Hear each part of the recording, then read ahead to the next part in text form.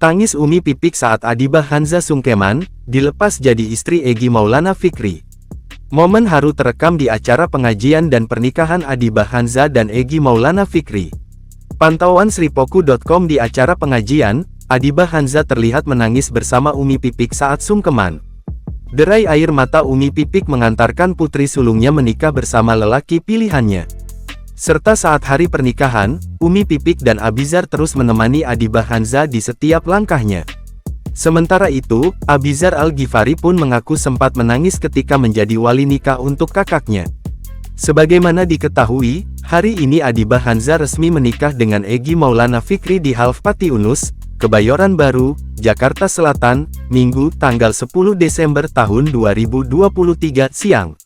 Abizar mengatakan, dirinya menangis karena teringat sosok ayah tercinta, mendiang Ustadz Jeffrey Al-Bukhari.